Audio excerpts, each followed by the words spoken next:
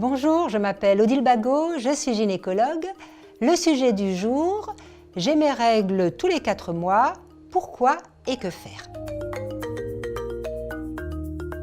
La toute première chose que j'ai à vous dire avant même qu'on parle de cette spanioménorrhée, c'est-à-dire des règles rares, c'est que si vous avez un retard de règles, que vous avez le moindre doute sur votre contraception, vous faites un test de grossesse. Une fois que ça c'est fait et qu'il est négatif, on va pouvoir parler de spanioménorrhée.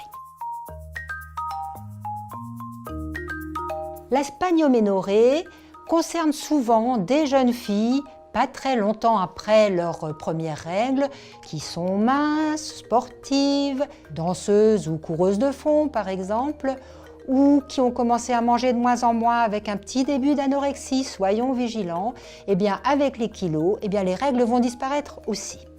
Dans ces cas-là, avoir ces règles tous les 3-4 mois, ma foi, c'est pas très grave, à condition que vos œstrogènes ne soient pas trop bas. Pourquoi les œstrogènes doivent-ils être en quantité suffisante dans l'organisme? Eh bien, si les œstrogènes sont bas, on ne fixera pas le calcium sur l'os et à ce moment-là, ça peut entamer votre capital osseux pour plus tard. Autrement dit, ça peut faire le lit de ce qu'on appelle l'ostéoporose. Si les œstrogènes sont bons et que ça ne vous dérange pas de ne pas avoir vos règles souvent, pas de souci, vous restez comme ça. S'ils sont bas, eh bien à ce moment-là, on vous prescrira la pilule et tout rentrera dans l'ordre. Vous aurez même des règles artificielles, c'est vrai, mais tous les mois. Maintenant, on a un autre cas de figure très différent.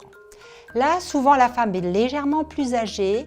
Elle aurait plutôt tendance à avoir du surpoids de manière même importante. On peut parler souvent d'obésité, avec des règles rares, des problèmes de peau, de l'acné par exemple, des cheveux gras, une pilosité très développée. Chez ces femmes-là, on fera très rapidement une échographie et qu'est-ce qu'on verra à l'échographie?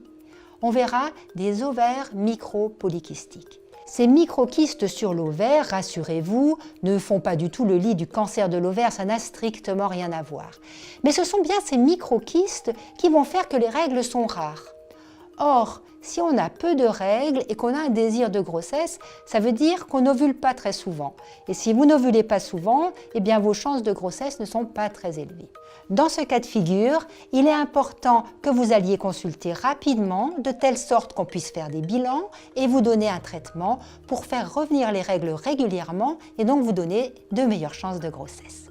Voilà, je crois que vous avez compris les deux tableaux très différents. Vous savez ce qu'il faut faire dans ces cas-là et j'espère avoir ainsi répondu à toutes vos questions en vous disant à très bientôt sur Doctissimo.